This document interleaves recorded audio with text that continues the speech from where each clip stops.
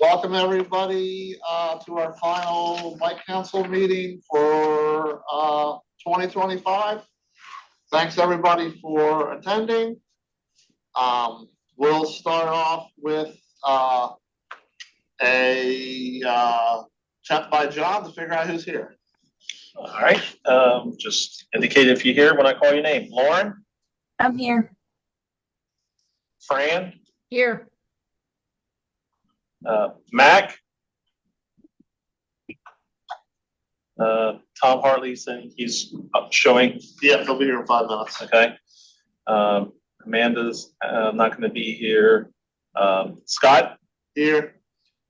Michael Crumrine? Here. Marty Letzner? Here.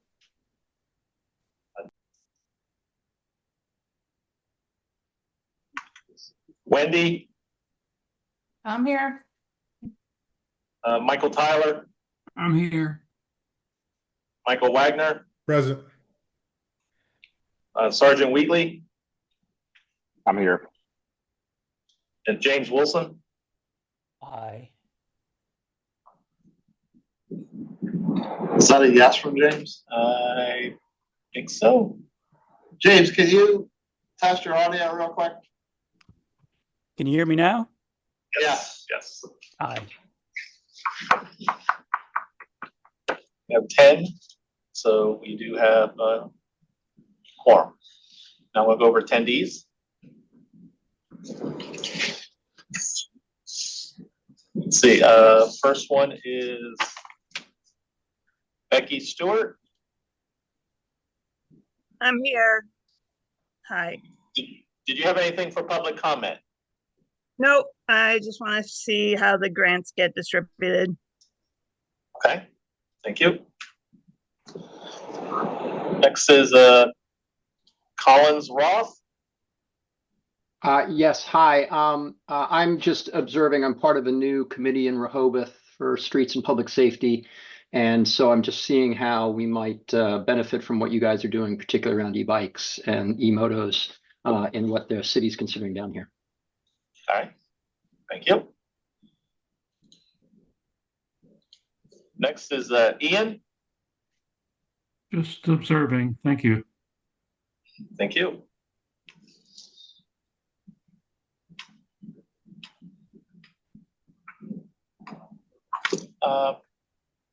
Next we have John Baer.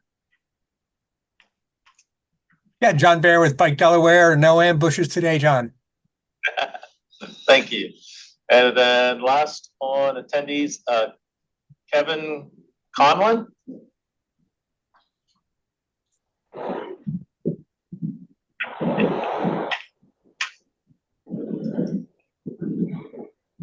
You there, Kevin? Are you there, Kevin?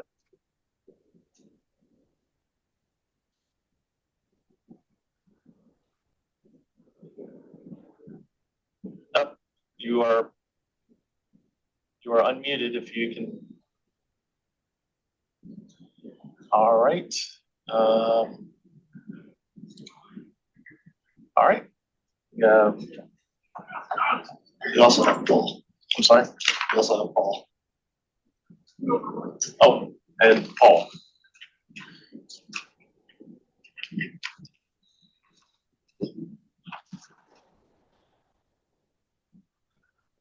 All right, I'll turn it back to you.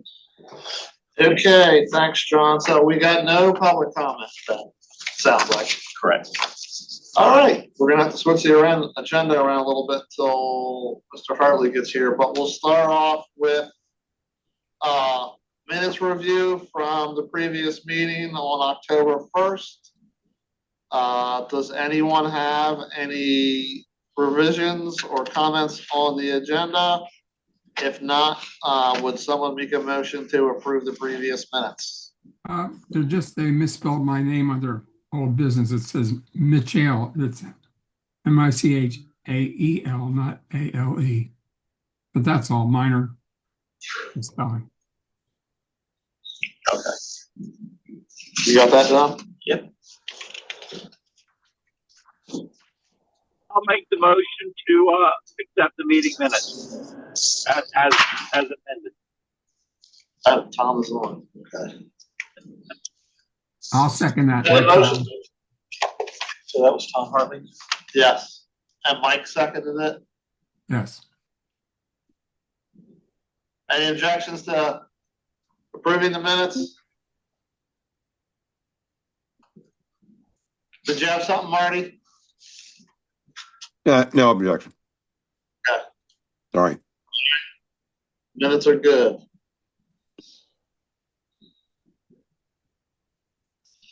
Okay, no public comments, so we're moving on to new business. The first item under new business, is the discussion and vote, for awarding the 2025 Cycling Infrastructure Innovation Grant. So Tom, are you prepared to talk about that tonight? If you want to leave, Scott, I'm only a couple minutes out. Oh, okay. So I forget how many applications we got. 9, I think. Eight applications. The committee met in person or on site with a couple of the applicants. We did several virtual meetings. So it's a little bit of a change of pace from before, where we went out to all the sites just because it kind of enabled us to get more accounts for the committee to meet with the applicants. John just pulled up the rankings. And so this is the same ranking sheet that we use pretty much every year. There was a lot of good applications, just as in previous years, and a range of types of projects, but we tried to stick with, the goals of the innovation grant and what we're trying to achieve. This year, our project award is $50,000. And based on the rankings of the committee, there was 2 projects that are recommended. One is for Sussex County to complete a feasibility study for the Route 9 crossing that was kind of championed by Walt for at least 2 years now. So it looks like we have a commitment from the county to try to make that project happen. And that one is what, $35,000? $35,000 request. The second project that is being recommended by the committee is some improvements on McKee Lane in the city of Newark that will result in a new or an improved connection across Cleveland Avenue into other parts of their bike network, which was it's using the innovative part about that project is they're doing some different things in terms of how they're going to set up their bikeways. It's a one-way street, and they want to do a contraflow. Yeah, contraflow. Yeah. So that's the recommendations of the committee. Does anybody have any questions for anybody on the committee about the projects? Scott, I have a question. Okay. Can anybody let me in? Here, John, I can get it. You stay there. Okay, thanks, Paul. Pause the meeting for a minute. Virtual pause. Okay. Keep going. I'm still on it. Paul's swinging into action. Thanks, big guy.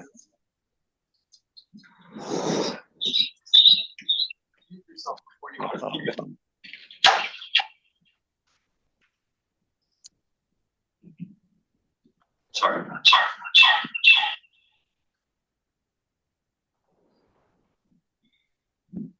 You good now? Hang up your phone. Trying to. Go ahead, Scott. Okay. Tom's working out some technical difficulties. Any questions on the projects the committee's recommending. And does the council have any questions about it? This is Mike Tyler. Go ahead, Mike. I did speak to Todd Lawson about this, and I'm glad he's moving on it. And that's all. I had just discussed this with him, and he said he was going to, start putting his nose to the grindstone and saying, let's see if we can get this done. So that's all. I'm just happy that there's some procedure happening with it. I make a motion to accept the committee's recommendations. Second. Okay, we have a motion to accept and a second. Is that James second? Yep. Who seconded that, James? So then what I'm gonna do is I'm gonna go down and ask for each member to say, cast their vote, yay or nay, and tally up the votes. Lauren, Yes. Fran, Yes. Tom Hartley, Yes. Scott, Yes. Michael Crumrine, Yes. Marty, Yes. Jackie, Yes. Wendy, Yes. Mike Tyler, Yes. Mike Wagner, Yes. Sergeant Wheatley, Yes. and James Wilson. Yes. It's unanimous, all voted yes. Very good. Thank you, everybody. So I will send out the award letters tomorrow. Great. And I will then go over with them the process to get the funds transferred. Okay. So. There was, but it's gone.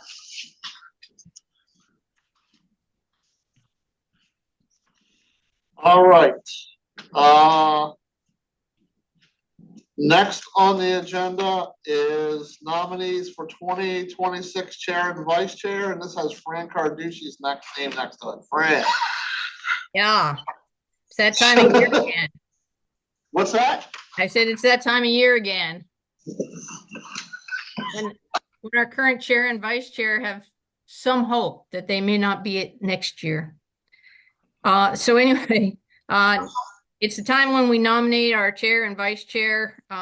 We won't vote until the February 4th meeting, but for tonight, we are seeking nominations and or volunteers to fill the roles of chair and vice chair beginning next year. I So assume, obviously, John, has I was just anybody gonna reached say out right to now, Scott's the chair, and then Mike Wagner, I believe, is vice chair. Yes. Just to clarify. Well, whether or not he wants to serve or he's willing to accept the nomination, I'm nominating Scott Hoffman to be the chair next year. We'll see what happens with that nomination. Does the nomination need a second? We're just asking for nominations. Right. It'll stay open until So the February nominations meeting. don't need a second. Correct. Okay. And John will accept nominations by email up until our next meeting. True, John? Yes, that is correct. As well as volunteers. So James nominated you. Are you okay? I am okay Okay. with one caveat. Uh-oh. So we are moving. Is it you, your family, or Yes, your- my okay. family. We're moving most likely to somewhere else in Delaware, Newcastle County. There is a small chance that we might end up moving to right over the line in Pennsylvania, in which case I'm assuming I couldn't be on the council anymore. Right. So I highly recommend that we get a vice chair in case that happens. Okay. Like, I don't think there's a high chance of that, but it's a possibility. Who was vice chair? Mike Wagner was vice chair. Okay. Let me ask you this. What are you, who are you representing on the council? I don't remember, to be honest. All right. I will find out real quick. So while I think Mike Wagner has been a superb vice chair, he would not be eligible to succeed Scott if Scott were no longer able to serve. Yeah, correct. You're Has to at be a large. private citizen. Oh, Scott, you're at large. okay. So that's still okay then, As long as you move somewhere in Delaware. right? It hasn't happened yet, so. Well, so you know that that's not 100% my decision, so I have to do what the boss wants. That's it. We could make her chairperson. No, you don't want that.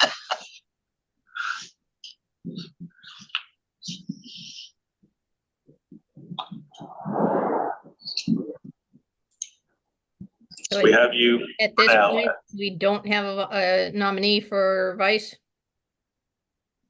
Who's the possible vice chairs? How about Tom Hartley? Tom Hartley. I got a Tom question. Hartley. Am I not eligible for vice chair again?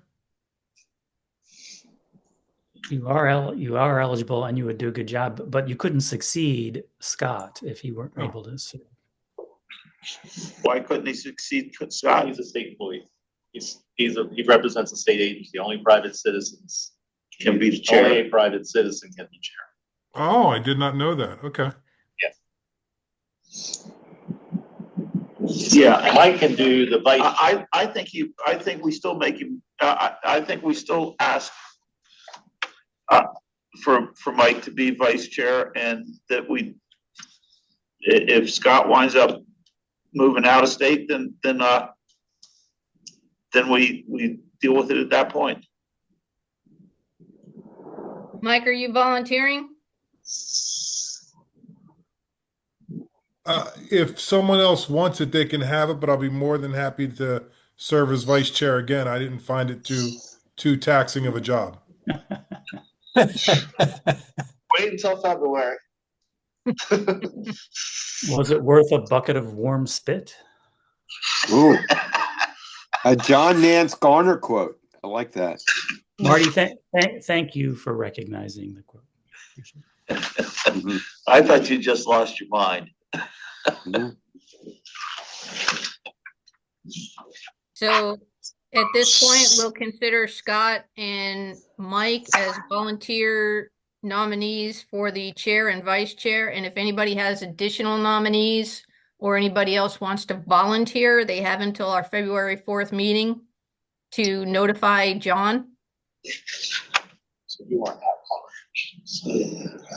that Let me say this. If somebody really wants to be vice chair, let us know. You won't hurt my feelings.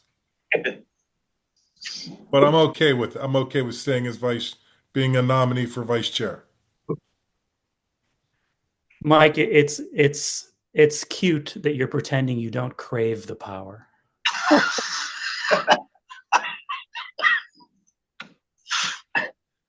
James is just thick with it tonight. Yeah, what happened? He's usually not that humorous.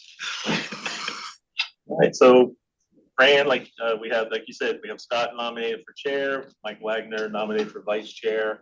Again, if anybody else wants to nominate between the end of this meeting and February meeting, you can email me, or it can be brought up at the February council meeting prior to vote. Yes, true. Okay, next item under new business is addendum for the 2026 Cycling Infrastructure Innovation Grant application. And so, You got something to pull up on that? Cause yeah, I'm gonna. I remember it, but I don't remember the details.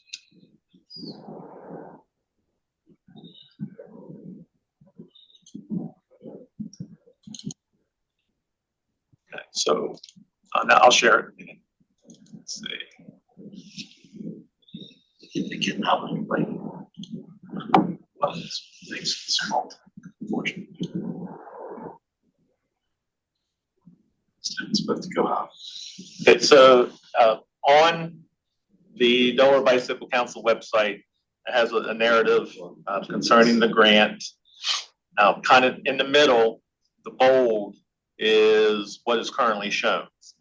Gulf couple months ago, it was asked if that sentence could be revised to what you see highlighted in yellow and text in red.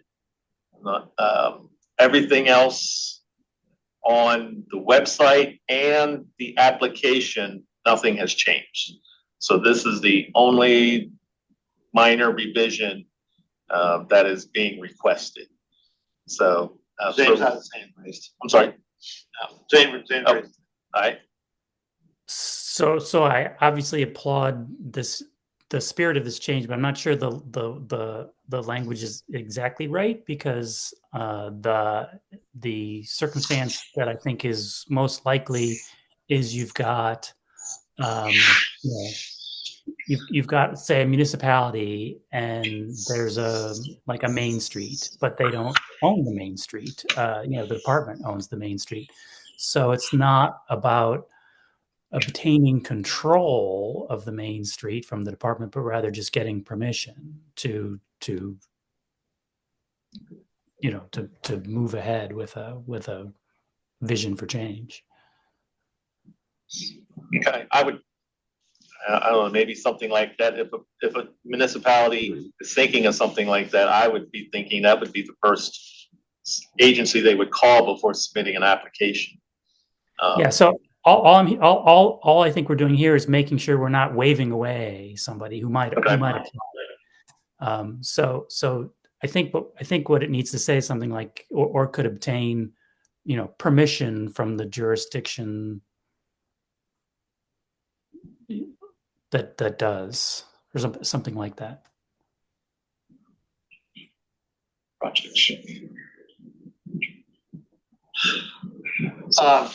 James, do you want to just basically send some language? I mean, we don't really need to vote on this tonight, right? We're just making everybody aware of this. Just making everyone aware. So sure, we'll come up with some better language. Yeah. Yeah, sure. So yeah, just making everyone aware. So then at the February meeting, we can discuss and vote. And then if there are no other issues with the application, then I can start the process, not in February, but gives me some extra time to send out the application for next year. And wouldn't it be right if we just substitute approval for control? Approval of the right of way? Or could obtain approval. So here's a question for John or Wendy, or I see Paul there in the room here. So imagine a municipality comes to the department and they're like, we would like to see our main street evolve into a different direction, and we'd like to apply for a Delaware Bicycle Council grant to hire an engineering firm to evaluate this concept that we have for an altered main street. What kind of what kind of communication do you think should happen between the municipality and the department, which is going to be in charge of the main street? Like, I don't think there might be some main streets in Delaware municipalities that are owned by the municipality itself, but I think mostly the large majority, I think, would be owned and controlled by the department. So from the department's point of view, what should happen before they apply for one of these grants to explore an option to change something that the department owns? I think it's going to depend on that particular town agreement. There are a lot of roadways within municipalities that, yes, the department owns and maintains, but a lot of those are only face of curb to face of curb. It's not necessarily back of curb and beyond. But each agreement is different, and sometimes even within a municipality, the roadways are different. Like, they're not all the same. So that municipality would have to contact the department and make sure that we all agree as to where ownership begins and ends. And then it would be, where are they looking to do the improvements? Like, if it is a wide shared use path that's outside back of curb and we only own curb face to curb face, then it's outside of our, DelDOT's maintenance responsibility. It could then be a right-of-way use agreement, or there's other agreements that would allow that municipality to take ownership of certain facilities within that right-of-way. So since you have a, if not encyclopedic, fairly broad understanding of the diversity of agreements that the department has with municipalities, could you propose, the way we should edit this sentence so that it at least opens the door for municipalities to consider, projects on streets that the department owns, but B, flags to them what they should be doing before they make the application with regards to talking to the department. Yeah, I can take a stab at making that a little better, because I'm with you, James. I don't think it's written the best as it could be, because they don't necessarily need to obtain control of the right of way. They just need to have the right to maintain something within that right of way, or have the proper. They want it. I think what you would want as a department, right, is to sort of like maybe get an early sneak peek at their application and go, no, this is not a tripwire. This is not absolutely unacceptable to the department, and let them know that it's okay from the department's perspective that they move ahead. Does that sound right? I think so. I'll take a stab, John. I'll send you something. Mike Tyler had his hand raised. Yeah, the only thing I don't know, I know we're playing around with words here, but why couldn't we just say who could manage or permit, or get the word out of control, permit the necessary right of way through ownership? Why couldn't that be simple enough like that? And then the city or a town or whatever could either permit it or manage it.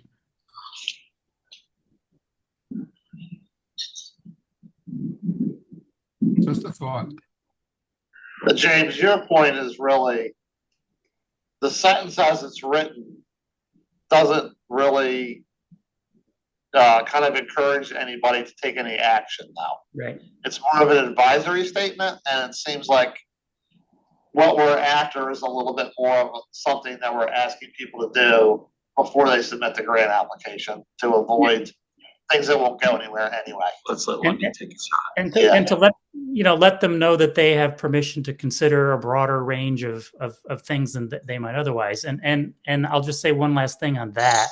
If you look at the last 10 years of grants that we have given, so the Bridgeville Pathway and the City of Newcastle School Lane Trail and the Milton Rail Trail, it's these sort of trail network projects mostly. And those are great, right? But there's sort of this other, part of building, safe, low stress networks for people cycling, which is that you've got to look at the existing road network where motor vehicles are traveling, and look at ideas for, how can you make changes that will make those more low stress and, more open to all ages and abilities bicycle travel. And the way this is written, I think it's very clear. Like if I was the mayor of some town where, my main street was owned by the department, I would look at this and go, this is no good. I want to do something for my main street that would make it more bicycle friendly main street. But I don't have any control. I don't control that right away. I don't own it. And it would seem to suggest to me, as the mayor of Delawareville, that this grant is not for that kind of project. So thanks, Wendy. If we can, the goal would be to get something to John in time for us to send it out, like say a week before the meeting on the 4th, so that everybody could look at it and we could go ahead and take an action on it on February 4th.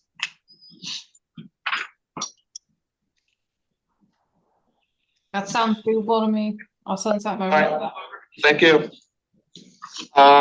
Next item is member updates, of which there's a couple, right? Yes. In case council is not aware, Pam Eaton resigned back in early November. I have informed the governor's office about her resignation, and they are in the process of finding a replacement. If anybody knows someone in Sussex County who might be interested, they can go to the boards and commissions office link and fill out an application. And also yesterday, the council, Scott and I received notification that Michael Crumrine is also resigning from the council. So tonight is his last meeting with the council. So again, I notified the governor's office, and they are in the process of going through the procedures to fill that position. So Mike, just want to thank Mike Crumrine for, I don't know how many years you were on the council, Mike, but you've been on the council since I started in this position. So just want to thank Mike for his service to the council, and good luck on your future endeavors. Well, you can be on as a citizen now, right? Yeah. Do you live in Sussex County, Mike? No, unfortunately, I'm in Kent County. So unless you're in Kent County first. Yeah, I think I've been on the council since like 2007. Wow. That's been a while. were anybody on the council now on it when you were on it? Mike, maybe? Tom was. Tom, Yeah. Geez, that might be it. So I don't think anybody could claim you haven't put in an adequate amount of service. Yeah, the only reason I'm leaving is because I'm leaving DENREC, so I'm going to the Office of State Planning, so I don't qualify for the DENREC position anymore. There's no Office of State Planning seat on the council. Since 2007. Oh, wow. Okay. Tom's been on the council since 2003. Mike, it's very, very impressive. Any parting advice or just comment on where the council has been, or just anything you want to leave us with? Well, I'd have to say the council, it's always a good group of people that are always very passionate about cycling and bike safety, and that's really awesome because, in this day and age, sometimes that seems to get overlooked, and cyclists need a voice out there. It's very important, and I've really enjoyed all my time on the council, and like I said, quite honestly, probably would still be on the council if it wasn't for the fact that I was leaving Denver. But that said, we do have somebody we're nominating from Parks, one of our newer employees, and I think he would do an excellent job and is somebody who is a very active bike commuter. So I think he would be perfect for the council, and hopefully that works out. Awesome. Thanks, Mike. Yeah. You think that'll happen for February? Mike's, I don't know. I don't know. I know they tried their best. Okay. All right. Moving on to old business. The first item is the memorial plaque discussion. It's got my name next to it, but I think that's Mike. Yeah, 2 meetings ago, Mike was going to go back, I think, check with upper management on if having a plaque on the bridge was not going to happen. Yeah. Okay. So I don't know. Is that something that you were able to do, Mr. Crumrine? Yeah, nothing's really changed on that. I know they're not really interested in continuing to do that. Okay. But you did, I think there was a couple options that they did talk about that could possibly happen. That is correct. There was memorial trees and memorial benches. Okay. Yeah. And this was Bill Wellers brought this up originally? Okay. Well, I brought it up. Mike Tyler. Mike Tyler was also involved, yes. Yeah, and I just don't understand. It's not such a big expense, and it would be a nice opportunity for us to promote those champions of our cycling community. But it's just not a big expense. And a bench, of course, or a tree is way too much. The Sussex cyclists couldn't afford that, and it wouldn't be fair to them. I mean, I have the article that was in the paper on June 25th or June 20th, 2014, and Larry Wonderland was recognized, and I guess that's the only thing that we did. We presented that to what's his name? Who was the head of?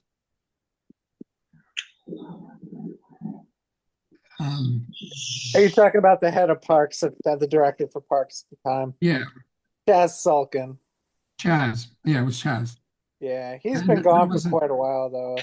There wasn't any dispute. I mean, this was 11 years ago, but it was said this is a great idea, but I guess that idea is fizzled away. I'm disappointed, and I'll just talk to Bill and see what he says. So, Mike, do you wanna keep this on the agenda, like for one of these alternatives, or what's your pleasure to do with this issue? As I said, I don't think it's financially available for anybody to do that, and I think the idea, the character of having a location like the bridge it's almost symbolic, a bridge to promote cycling would be an easy thing to do, and that plaque was not very expensive. I don't have Chaz's phone or anything or location, so I don't know how to get in touch with him. I've seen him a couple of times at different events, but I wasn't, at the time, I guess this wasn't the topic. But if you think that there's any value in possibly convincing DelDOT to do something like this, we could try talking about it and see what kind of cost is involved. If the cost was minimal, let's say under $100, why couldn't we do that? Is that the issue, or is cost? I mean, is the issue that the bridge is not appropriate, or I don't know what the blocking point is. Well, I think on the parks end, it has absolutely nothing to do with money. It's just something that parks typically doesn't do. I understand that he's an advocate for cyclists, but there's also hundreds of other advocates out there for all of our parks. And it kind of sets an odd precedence. And I think that's what management's concern is. Well, if we establish certain criteria that says this person has done this, and this, and that qualifies, I don't agree with you, Mike, on there are hundreds of them out there who advocates. An advocate is somebody who does something like Walt Bryan does and gets out and makes noise and makes contacts and has some effort,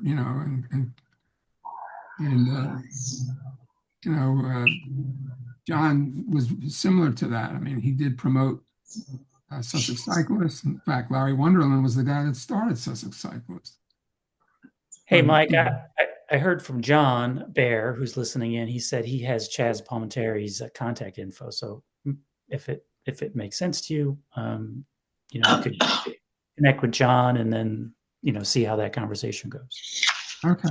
Yeah, my recommendation for you would be to take it up with Matt Ritter, the current director of Delaware State Parks, and he's going to be the one that has final say on everything.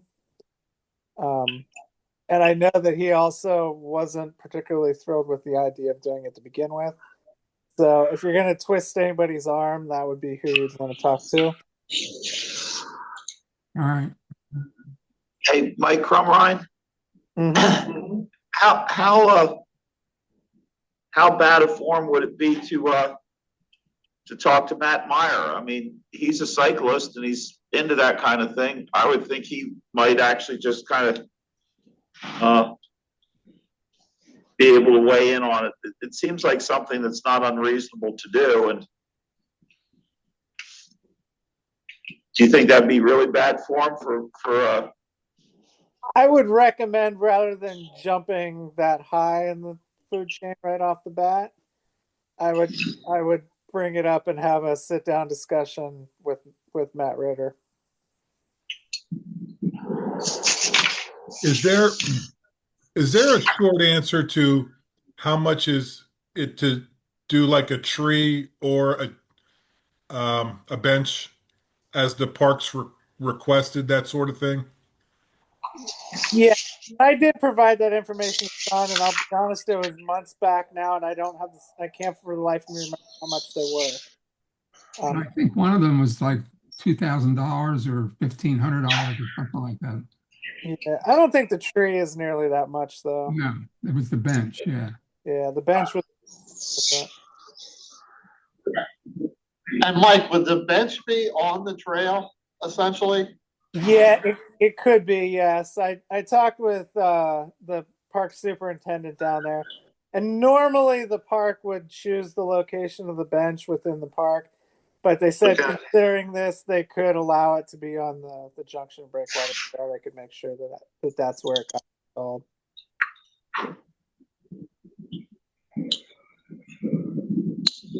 Mike, can you look in the chat?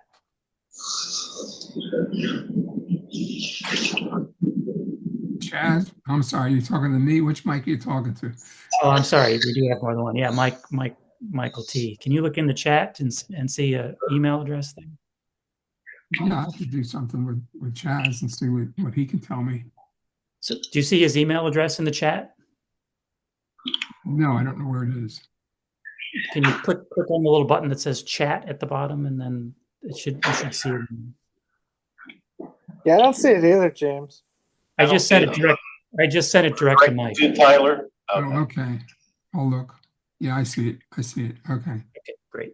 Good. Thanks. Yeah. So Mike, Tyler, do you want to reach out to Matt Ritter? Do you like the head of the Denrick? Yeah. Yes. Do you want to do that? I can do that. Okay.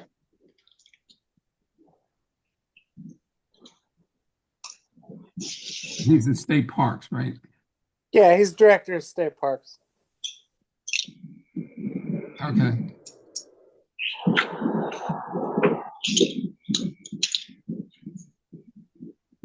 All right. Any other discussion on the plaque?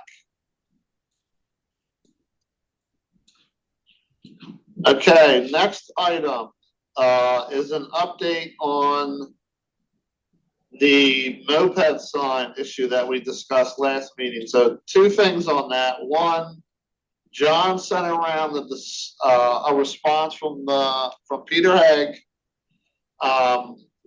which basically kind of summarized up into, which the summary of that was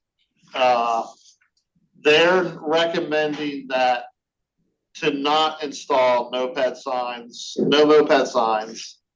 And he did provide another course of action, which he's recommending or that we consider. That's all outlined in the letter. Yeah, John's going to share the letter. So if anybody has any thoughts on that, we'd be glad to hear them. Yes, I just circulated by email to everybody on the Bike Council a rebuttal to it. I think is a specious argument by DelDOT on this. Especially to the argument that people will be confused as to what is a moped and what is an e-bike. That's the most ridiculous thing I've ever heard, since the statute requires that people who have mopeds have license plates on their moped. So people understand perfectly well what a moped is, and state law now already prohibits people from mopeds from going on trails that are designated from bikes. So the email I just circulated, I don't know if anybody's had a chance to look at it in the last 10 seconds, but I cite in there the state law on mopeds, which is they have to be titled and registered. They're not allowed to operate on any paths for bicycles. I'm going to say the DelDOT's own code prohibits, this is at 4198, prohibits it. You can just scroll through it. And then I put it in a draft rebuttal to what DelDOT says is why they can't do signs, like nobody does signs. The fact is, other municipalities and jurisdictions, they have signs up that say no mopeds. It's I don't know. To me, we can get into what the rules should be for e-bikes, but it's a no-brainer that there should be signs that say no mopeds. That's just the law. And you put up a sign there so people are on notice of what the law is. Whether you limited enforcement or not, that's I want to say that's a different issue, but that shouldn't be, well, because we don't have people patrolling, we shouldn't tell people that they can't use mopeds. So I would, rather than reading it, I would just ask everybody to page down on that email to where I've highlighted some rebuttal points to the DelDOT letter, and I would push this issue. I don't know where in DelDOT this letter was coming from, but I would push back on it. And Marty, I have not read the letter, but I believe the issue is the fact that some bikes should actually be considered mopeds and are technically mopeds that everybody ignores. They don't have license plates, they don't wear helmets, they don't register them. They order them online. They can go as fast as a moped, they got pedals. It's just that they have an electric engine rather than a gasoline engine. I think that's the issue, right? Well, they can go the same speeds.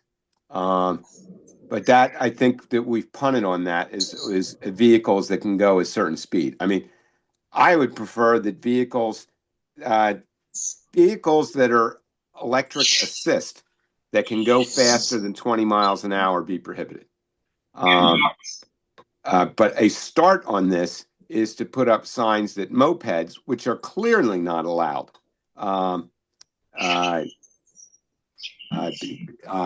you have signage on that. Now, the law also, I don't know if I cut and pasted it, but the law specifically defines, here it is. I cut and pasted it. It's in DelDOT's moped brochure, which I put a link to. It's by definition, a moped is 10 inches or more wheels, internal combustion with it's more, or electric motor rated between 751 watts and 2000 watts. So if you've got an e-bike that meets that criteria, then it should be treated as a moped. But the issue is nobody is treating them as no moped. It's written down on paper, but no one even knows, not no one. Well, but that's a perfect example of why you should put a sign up. No mopeds and no e-bikes that have greater than 751 watts, which is the definition for a moped according to DelDOT. And that's the issue. I think that no one has educated anyone to the fact that this bike that they bought online that can go 40 miles an hour with a throttle is not a bike that they can't take on a trail. Well, then the first step in education is to put up a sign that says that they can't use that bike on a trail. This is Mike Tyler. When I first started riding that trail, it said no motorized vehicles permitted. That's what it used to say. And that's they're motorized vehicles, whether it's electric or gas. I would take them all off.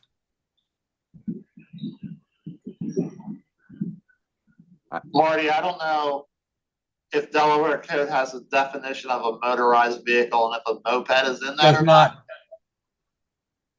It doesn't. Who said that? John? I said that. John Bear.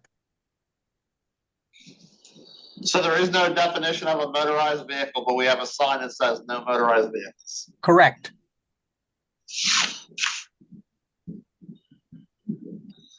And I raised my hand. I'm sorry to butt in here. I promised John Fiore I wouldn't, but there's nothing in Delaware Code Title 21 about the piston, the motor rated between 751 and 2000. I've asked a lot of people, and I've searched the September version of Title 21 and cannot find it.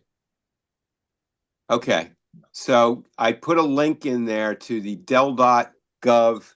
It says Del.dot moped brochure. I'm looking at it online. I see it. You see it on the left? I've got it in. I've got a printout of it. I see that. There's no reference to that anywhere in Title 21. All right. So what effect does a Del.dot regular when Del.dot tells you what the definition is? Nothing. Del.dot's printed a pamphlet without any backing. Yeah, that's why. Look, there's no law that says you can't put a sign up. There's no law that says, well, there is a law that says mopeds can't go on trails. That law should be placed up, and it should, if it's the policy that we don't have vehicles that are similar to mopeds on the trails, then I think that policy can be done at the Del.dot level, and it does not require. It's really punting on it to say we can't ban vehicles that are as fast as mopeds. You need to go get a legislative bill passed by both houses and signed by the governor before we can do that. I don't think that's right. Marty, I apologize for jumping back in again, but when John Fiore, and this is John Bear again, when John Fiore and I worked together to update the bicycle manual, because I thought the Del.dot DBC one was a total pathetic thing from 2018, and the least we did was put in a reference to the code that anyone who wanted to dig further into it. And that's what prompted me recently to dig into this bit about when I got the moped brochure. James has been waving his hand for a long time. Yeah, James, go ahead. Okay, so I agree with almost everything Marty said, but I just want to sort of emphasize a little bit at a different angle. But I want to preface it by saying I'm not in the enforcement business. I've never worked for the police. I don't know. I only know what I'm told, by the police with regard to enforcement, and what I thought my takeaway from the Delaware Highway Safety Summit a couple of months back was that education without at least the sort of specter of enforcement in the background is not effective. And when we talked about it the last time, I talked about what my understanding is the most effective and impactful traffic safety campaign of all time, which is click it or ticket. So it's not click it or, click it to save your life, click it to save your family, click it to be safe, click to make sure you don't get hurt.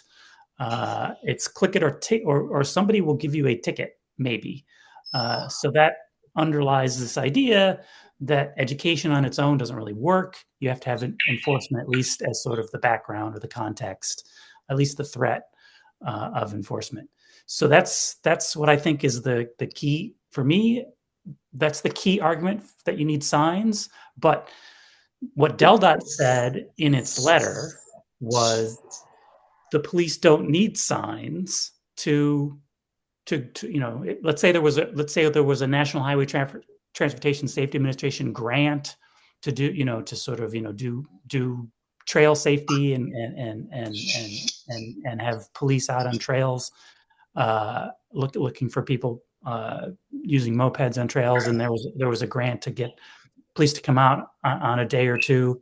The Del.dot letter is saying that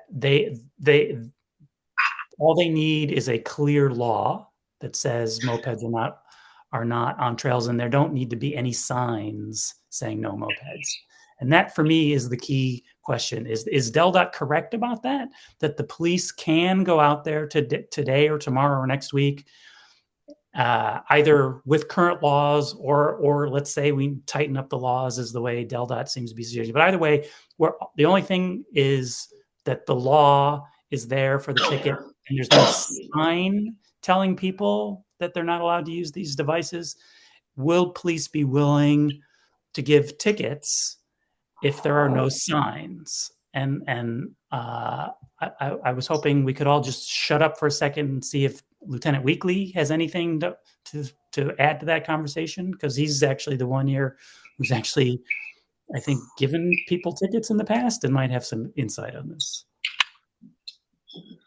Yeah, James, thanks for the emails back and forth today and over the last couple of months, especially for the issue that was up in Newcastle County. But so to answer your question in simplistic terms, can you take enforcement action just on the law alone? Yes, you can.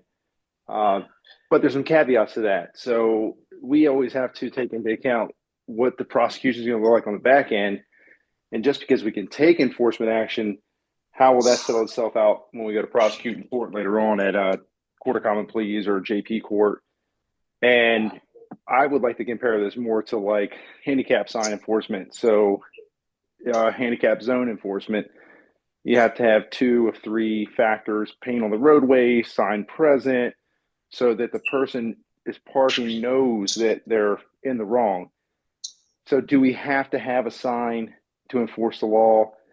It would be extremely helpful. It would take it a step further and actually bolster prosecution. So that's why I think there would be some hesitation on acting on the law alone, if that makes sense.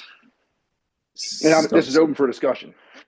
So I have all kinds of people at the department.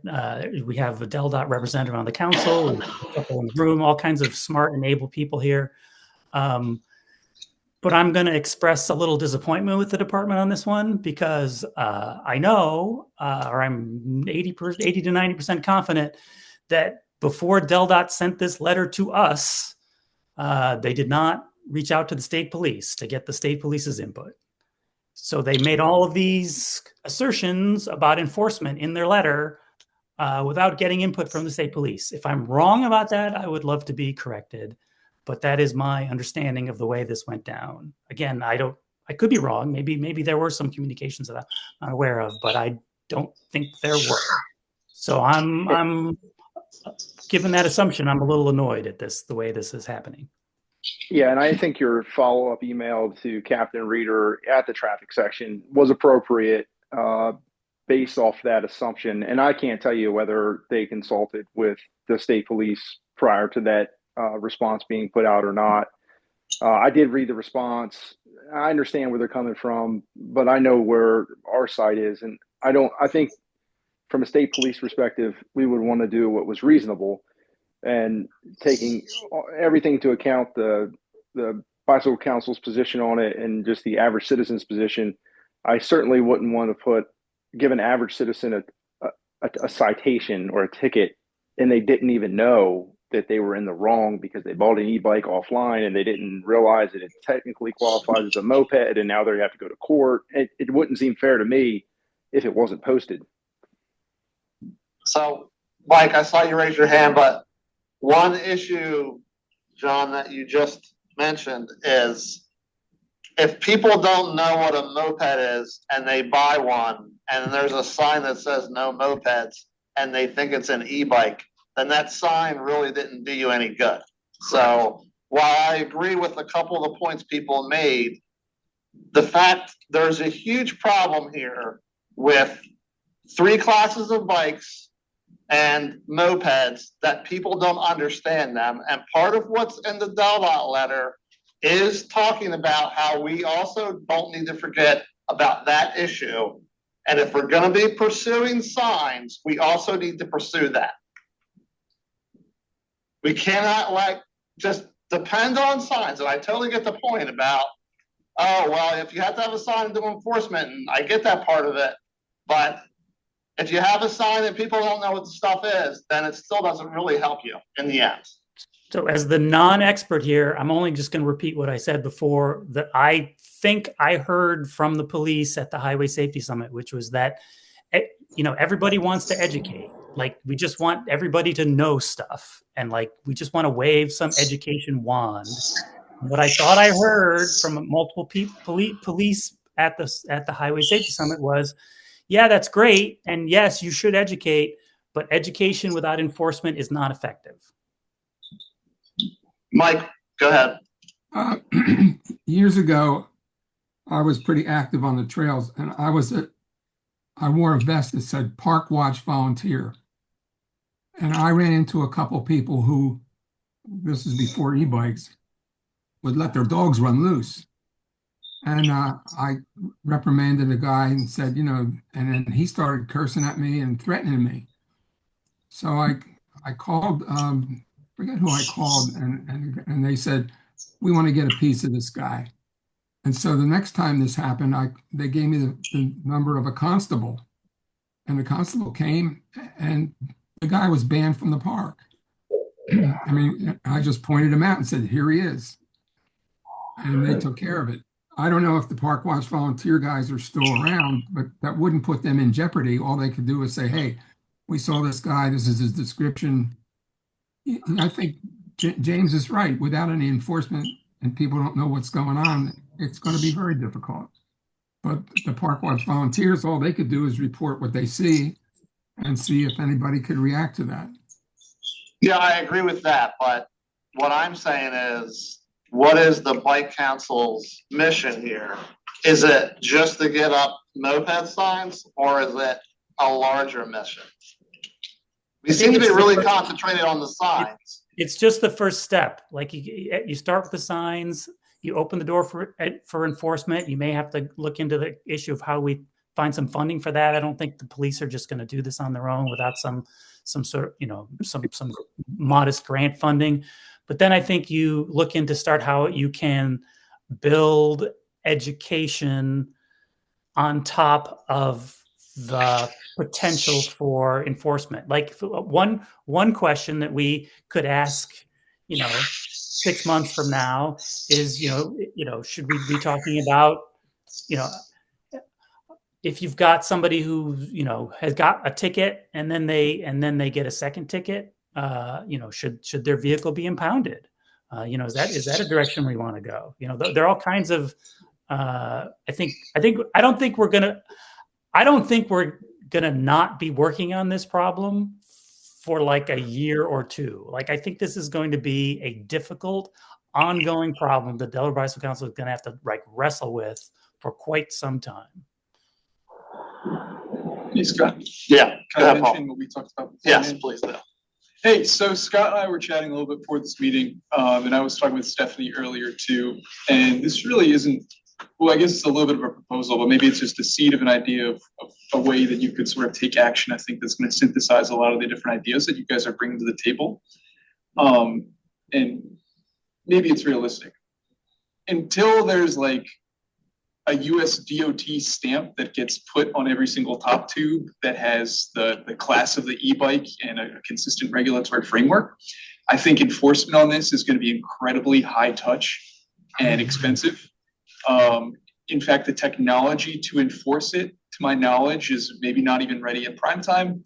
I've seen a couple of devices that you can bring out to the field that can test the wattage and the assist characteristics of bike electric motors, which could help you determine the class. Maybe that's something that could be used, but I think your best bet, rather than trying to approach it from the whole state, like, I don't think there's any way you're ever going to enforce this on, the side path on Route 8 in Dover. I think you need to go to one of the dozen or half dozen places in the state where you consistently hear complaints and problems with speeding and e-bikes, and make a very, very high visibility campaign where, and if this isn't a jurisdiction, I think the law, John Clare, correct me if I'm wrong, I think this allows jurisdictions to ban certain types of devices from certain facilities. So if you have a local jurisdiction which has passed a law that says we're going to enforce this class of e-bike on this facility, you put a sign up, you do an education campaign, And then you have the police go out, maybe with some support, like you were saying, James, from highway safety, from DelDOT, from state police, whoever has money, and do the high tech, enforcement, coupled with speeding enforcement, right? Put a speed limit sign up too, so your pathletes who are going 25 miles an hour on one of our favorite coastal rail trails will also be culpable for a similar, some level of infraction. And then put that all over social media and have the consequences be kind of severe, right? Do like a multi-stepped approach that's actually going to actualize enforcement in one of those few strategic locations, and put it on TikTok, put it on social media, put it on Facebook, have people complain. I don't know if that's crazy, but to me, that feels far more useful and achievable in a short time scale. It will allow us to actually see what's a feasible enforcement strategy. And I think there's a fellow from Rehoboth on here who is specifically interested in enforcement for e-bikes or some sort of e-bike framework. So find the places and the people that actually want to do it, and then put it in their court and partner with them. That's the end of my proposal or seed. I think James was correct here when he says this isn't a panacea. This is one step, and it's a very reasonable step. And the council, the Bike Council, decided to ask DelDOT to do this reasonable step. We already made that decision. We sent them a letter, and we received back what I think is an ill-informed rejection letter. And the question is whether, to quote Animal House, "Oh, Bluto, we're scared," or did we push back and say, reconsider, DelDOT, please reconsider what you said here, instead of just throwing in the towel. Why don't you go to a place where this is a serious concern and see about posting a sign somewhere that's not going to infringe on the MUTCD along a state road? Oh my God. There's no reason there's a local jurisdiction who maintains a facility couldn't put up a sign strategically. Right? Like, is DelDOT necessarily the only party you need to or have to go to for this? But why should we accept DelDOT saying that we're not going to do it, goes to get somebody else do it? I mean, to me, it's pretty binary. DelDOT has the ability to do it. Doesn't cost that much. We asked them to do it, and they said no. So the question is, do we just withdraw the request or push it? Paul, in the letter from Peter, one of Scott's questions was about signage consistency, and if I'm not misremembering the letter, I thought they were waving off this idea of a local municipality putting up a no moped sign. Scott, am I remembering that correctly? I don't know, John, you'll have to pull it up. Can you pull the letter up? There's a question in there specifically about.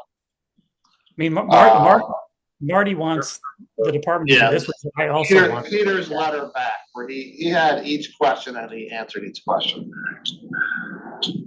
One of those questions was getting to the idea that I didn't know about Paul's idea then, but it's the same concept. Were they closing the door in the letter on a municipality putting up their own sign? I mean, if it's their own facility and it's not facing a DelDOT maintained right of way, I agree you should have some level of signage consistency, but there are plenty of silly, potentially erroneous signs on various trail facilities throughout the state. I'm not trying to say excuse our way out of it, Marty. I was simply saying there are other places maybe you could find traction if it's a serious issue in a local jurisdiction. Find a place where it's curb to curb.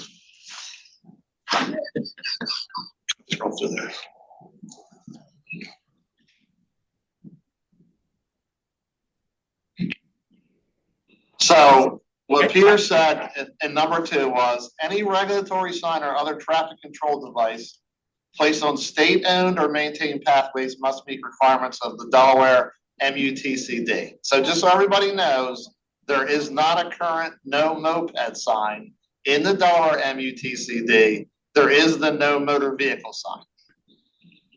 However, local governments and agencies have the final authority for traffic control devices on facilities they own. That's what Paul's talking So yes, it seems like we could go to a local, whatever, if they own and maintain the pathway and have what we're talking about, this initiative around that, in that area.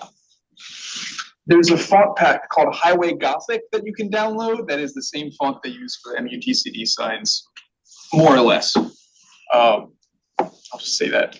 Yeah, and the other thing is DelDOT does not run around telling municipalities that they can't put up signage, because they do all the time on state roads in the town. It's a state road, but they put them up, and DelDOT is not running around telling them that they can't put in their sign that says. I don't know if that's 100% true, but it I'm not probably gonna is speak true. for that. Yeah. I guarantee you can drive through Dover and you'll find them. Yeah, no comment. Yeah. Hey, Scott, could Yes. when you had the letter up there, I was going to ask you to highlight you don't need a sign. The police don't need a sign to do enforcement, just so we all had that in our heads. So, we have to decide what we want to do here. And our options are to table this issue. Sounds like that's one option. That's the default option. To do nothing, that's a default option. To follow Marty's suggestion, which is to push back on this letter from Peter and basically rebut it and say why we think the moped sign should be happening. Or an alternative would be what Paul suggested, is that we find a partner more willing to kind of take this initiative on with a different entity. Seems like those are the four big picture pathways that we have. We could also consider, just to pursue this issue and educate ourselves, maybe at the next meeting or the meeting after that, is there anything else the highway safety can present about this as a national emerging trend and what other areas of the country are doing? Mike, Jackie had to leave at 6. I don't know if she's on. Well, then he's not able to speak to that. Yeah, Mike, everywhere that I go, people are running around saying, what do we do? What is everyone else doing? And everyone else who's asking, what is everyone else doing, is wondering what everyone else is doing.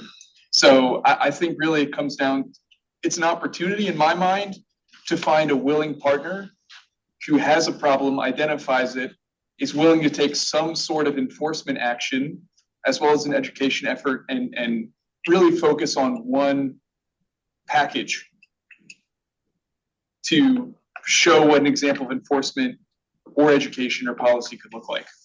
So sure, you can ask for some national context, and you might be able to find a few instances, but by and large, I think it's going to come down just finding someone to work with for the enforcement side. Because even if you were able to accomplish this at the statewide level, like the level, the intensity and the high touch nature of the enforcement you need makes it kind of impractical in a lot of areas. Well, the other thing is that if we put the speed limit in, we put the maximum wattage in, at least the guy's going to know that he should not be going 30 or 35 or 40 miles an hour on the bike path. And quite frankly, if the dude's doing 15 miles an hour on a moped that can go 50, do we really care that much? We've accomplished what we wanted to do, and that is not have this guy riding at fatal type speeds on the bike trail that's supposed to be low stress, and probably getting killed on a bike trail is probably not low stress. 20 and over. Yeah. Anyone 20 and over, e-bike or no e-bike. Come over here. Oh, you have an e-bike? What's the wattage of that motor? Right. It's not listed there. Oh, wow. Okay. Boom. We have a way to test it. Is it over whatever class 3 is? Right. Yes. Okay. Well, that's against the municipal law. You're not wearing a helmet. You're 15 years old. Pound your bike. Well, if you want to do that one. I was thinking e-bikes and speeds, but I guess you can do it all at once if you really want to. In terms of getting parents involved, I mean, I can't think of anything better than impounding the bike so that they have to go retrieve it from wherever. Yeah. think we ought to do all the above of the non-passive do nothing. I think we ought to push back on it. I think we ought to try and find a municipality. And what were the other options? Scott, my main question is whether the department spoke with the police before they put this letter together. Well, we can ask that question. I don't think we're going to get that answer tonight. That's part of the pushback.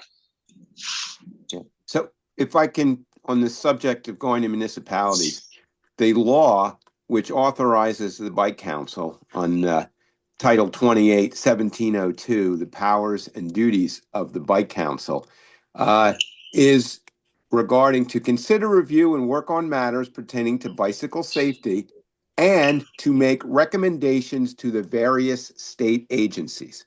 That is why this council exists. It specifically says various state agencies. I guess there's no prohibition to going to local municipalities, but our duty is to make recommendations to various state agencies, including DelDOT, which is a state agency, and that's something we have done. We've made that recommendation regarding signage. DelDOT has pushed back, which I think the next step is that we fulfill our duty and we continue to push on this recommendation to DelDOT, and not roll over, not accept DelDOT's counter recommendation as the final word, and not punt by saying, oh, we're going to go to non-state agencies for relief. So I favor, if it's not clear already, I favor pushing back on DelDOT on this. I agree with Marty with the caveat of the fact that I don't think it's a horrible idea to go to. That's why I said all of the above. I don't think the idea of going out to municipality to try and get it implemented and push on a multi-pronged approach is horrible either. I think it's a good idea. So I think there's a huge, so I agree, Marty, with what you're saying. I do think there's a huge opportunity, I'll say opportunity with Paul's idea that these municipalities are already wrestling with this problem and we can just take a step in the right direction there pretty quickly. So Sergeant Wheatley, go ahead. Did anyone follow up with Harrington from the email they sent about a month ago to see if they came up with anything on their enforcement efforts? And I know their endeavors are more on the state roadway or the roadways in the town, but I'm just curious to see where they went with it, if they're going to post signage on that. I emailed Norman Barlow, who's the city manager there in Harrington, and he did. I think I emailed him twice, and I think he got back to me after the second one, and we were. He said he indicated he wanted to talk, and I asked him to suggest a time, and then that was the last email. Yeah, and I know this typically moves very slow, so anything that takes time, any type of change is going to take a lot of time. That's for sure. Hey, John, it's Wendy. Quick question, I guess. The letter that was drafted or sent from the Bike Council, who did it go to within the department? It went to Peter, Mark, Lutz, Stephanie, Jeff, Anthony, Scott, Nieder, and I think that's all that I can remember right now. But it went to Peter, Mark Lutz, and Stephanie Johnson were the big three, so to speak, and then Jeff, Anthony, and a couple other people. Okay, I was just curious who it was actually sent to.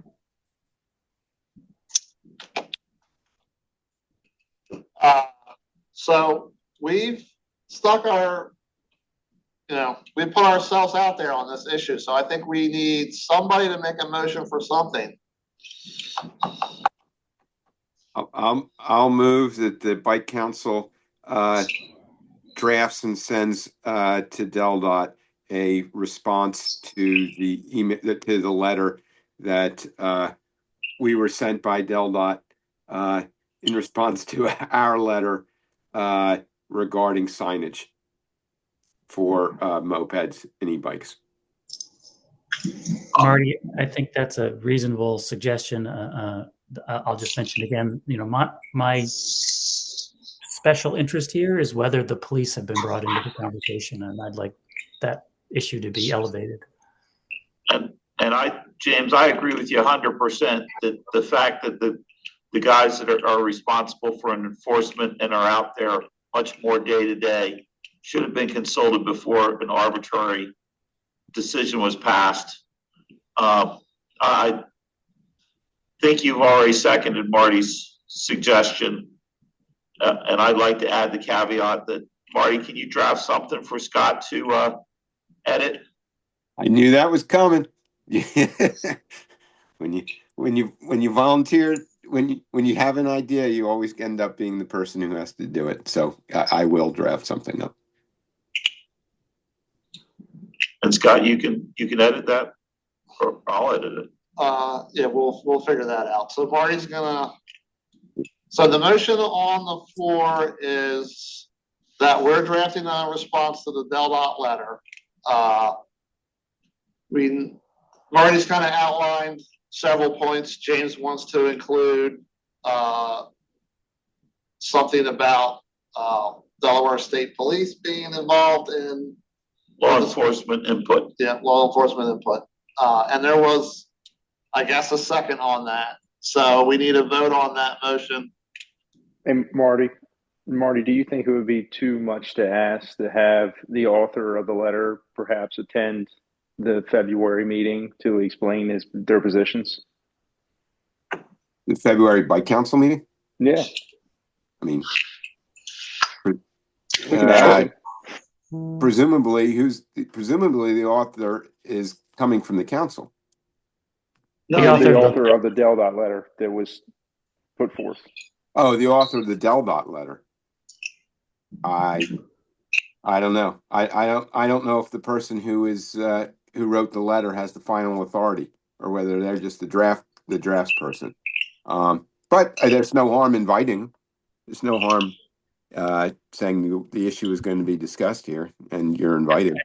I think Lieutenant Wheatley's idea is a good idea. We should definitely invite the chief traffic engineer of the department, and let's hear directly from him if he's willing to come talk to us. Yeah, no problem with that.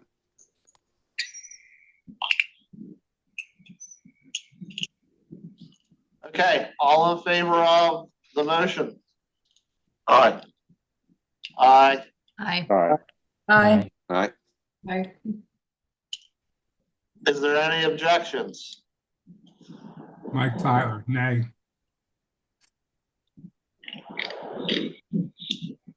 Okay. Is there any other motions that anybody would like to make in regards to Paul's idea? Well,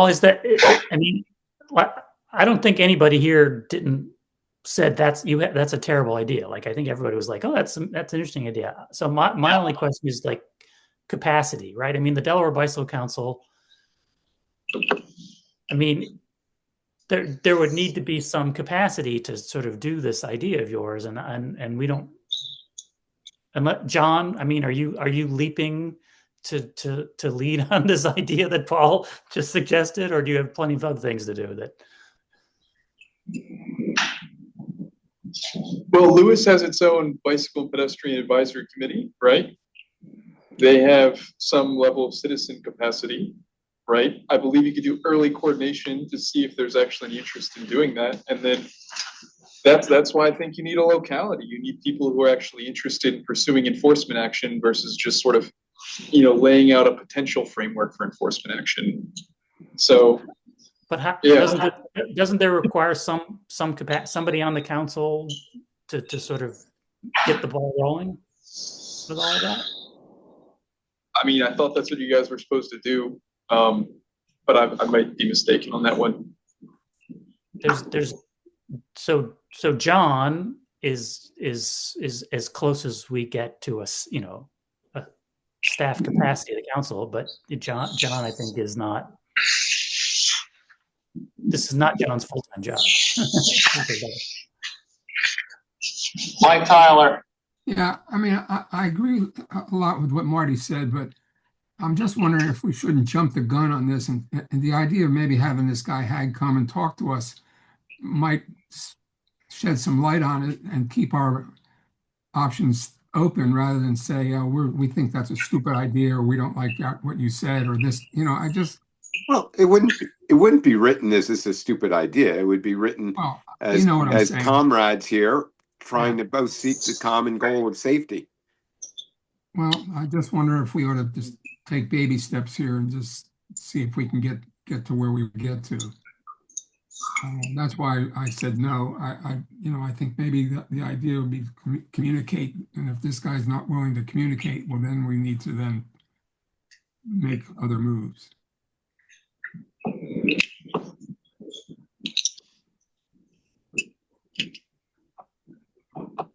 I think Mike Tyler's suggestion is a good one in the fact that we don't try to kill this thing with a sledgehammer. But I don't think Marty's letter that Scott or someone else is going to proofread. I think we ought to not attack him, but say that this is part of what we were appointed to do, and we disagree with his letter. He put it in writing. I think we owe it to the public to put it back in writing that it's a difficult subject. I don't know which portion of the population is using e-bikes. My guess is around the beach areas, it's probably 25 or 30%. And there's a lot of people riding that wouldn't otherwise be riding. I don't think we ought to just bury our heads in the sand. And I think it might be a way, hopefully, to get him to come to the meeting. And I would. At the end of the day, we need to sign. I thought the motion, Mike Wagner here, I thought the motion was just to write the letter. I didn't know we added having Peter Haig come to the meeting. Why don't we write the letter and send it and then take another step after that? This isn't going to be solved, as James said earlier, this isn't going to be solved overnight. This issue should probably be our focus for the next year and continue. This should be one of the things we focus on in every meeting. And we try and take baby steps forward, as Mike Tyler said. Scott, we had a gentleman here from Rehoboth. Sounds like he was interested in the same subject. I just love to hear what Rehoboth is doing, if anything, or if he's just gathering information, or if he has any opinion on the issue one way or the other. It's a great idea. That was Collins Roth. He has his hand raised. You should be able to call him. Mr. Roth. Yeah, can you hear me? Look, Yes. okay, first of all, I'm just here as me, not as a representative of the city, gathering information. So this is just, there's a new committee formed on parking, on public safety and public streets. And in our first meetings, this came roaring up. As you know, I say this somewhat facetiously, the biggest public safety issue in Rehoboth, is e-bikes and the like. So I was kind of here information gathering, which has been really interesting. But I'm one of my goals in our next meeting next week is to introduce, I don't think anybody was aware of the Bike Council, introduce the Bike Council, and see if there's a way to maybe formally interact with you guys, with Bike Delaware, et cetera, and who knows, maybe lead to some of this stuff here. So I'm certainly willing. Again, my individual view is I'm certainly willing to put this forward and see if there's any way we can help. Thank you. I think that does what we've been talking about. Colin, does anybody in Rehoboth know the difference between a legal electric bicycle and a moped, do you think? I do. I've got one that's got a license plate on it when I used to live in Singapore. So, but no, No, and I can go talk to the police. The captain of the police force down here is a very knowledgeable guy, and see if anybody in the police force understands it. But no, I don't think they're even vaguely aware of the existing rules or some of the proposed changes. So there's a lot of education to be done, and that's why I actually just sent you a note through LinkedIn saying any chance you'd come in and speak to the to this new committee. Yeah, so I'd be happy to, but and I think everybody on the council appreciates you coming here and it's really, I mean, the contrast a little bit with Harrington. Harrington is just sort of going off on its own without talking to anybody. So we appreciate that. I want to avoid just that. I want to avoid sort of a group of people who I don't have all the information yet going off on their own. So that's my goal. So I guess the tiny little ask that we have in addition to talking to the police is just like, whenever you have a chance, like let people know that there's a difference. There's electric bicycles, which as long as they're sufficiently slow are bicycles, don't need a license plate, don't need a driver's license. And then there are these mopeds, which are motor vehicles and are in a completely different category of thing. So just start letting people know that's a true statement about state law in Delaware.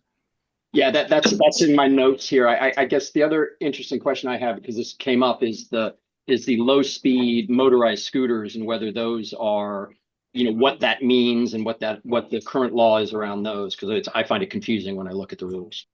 So those are just those have been street legal for less than a year. So it's certainly true that the Delaware Bicycle Council has not engaged with the issue of scooters, and we may never. I mean, that's something that's adjacent, but arguably not really in our remit. Okay, thanks. Thank you. Scott, just one last interesting point. I was in Amsterdam, and I cycled a little bit while I was there. James might have heard the same thing or seen the same thing firsthand. And I heard several people screaming about mopeds. And I looked and I could not find one damn moped.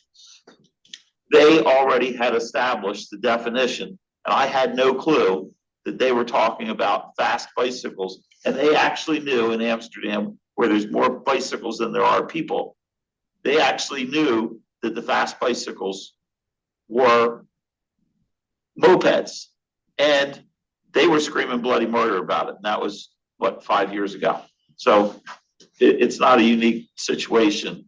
They're ahead of us, like on most things. So education. Sounds like we need a trip to Amsterdam. I'm gonna make a motion. John, I'll second. Is that in the budget, John? Send the council to the Netherlands? I don't think so. Right, Grant, can't you, Paul? Yeah, they have a bike parking lot there that'll hold 5,000 bicycles. It'll certainly get 8 more from us. All right, so we'll obviously have this on the agenda for the next meeting. And we'll follow up with Mr. Roth. And we'll follow up with the motion. Any other discussion for this item? What about the video? Or you mean just the item you're talking about now? Or Yes. Okay. Do you still want to show this video, James? I put the link in the chat. It's 40 seconds. I mean, it's not like it's going to take up much time. Can we play it? Yeah, go ahead, play it. Can you play it? Grab it from the chat, John? Yeah, he's queuing it up.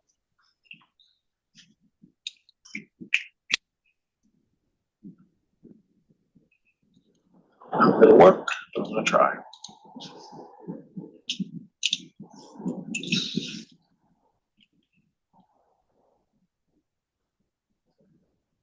Sergeant. Headless dude. Yeah, I don't have audio. It's this little.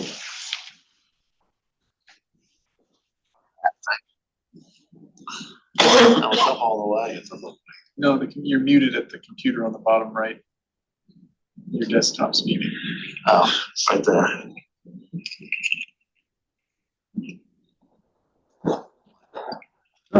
Thanks. Is that what you're saying, Paul? Yeah, bottom right. I mean, I can't see your screen, but Click button, Paul. Yeah, push that up. not the only one in the room. And I'm getting all the feedback. Maybe James can share it.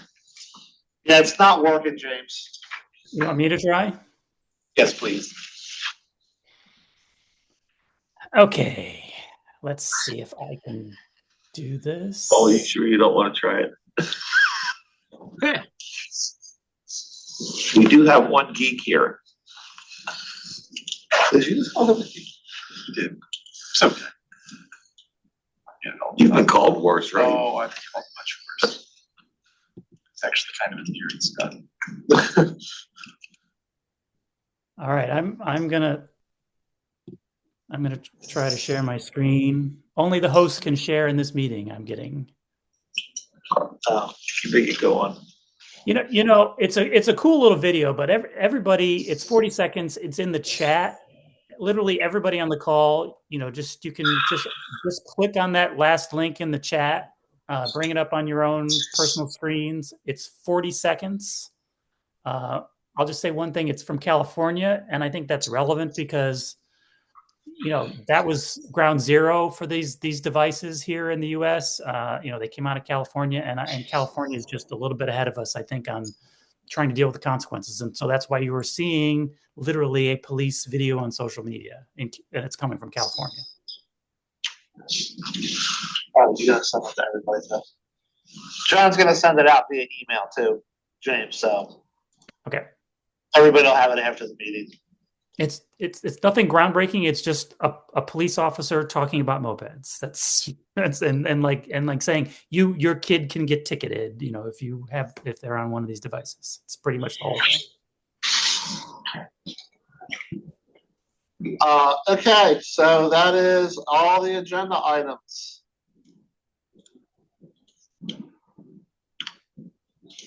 Then you sent out. We sent out something that says when the next meeting is? The next meeting is February 4th. Okay. We have a motion to adjourn. Mike Wagner motioned to adjourn. Second. Seconded by Marty. Any objections to being completed our last meeting of 2025? Merry Christmas, Happy New Year. Thanks, everybody. Merry Christmas, Happy Holidays. Merry Christmas and Happy New Year.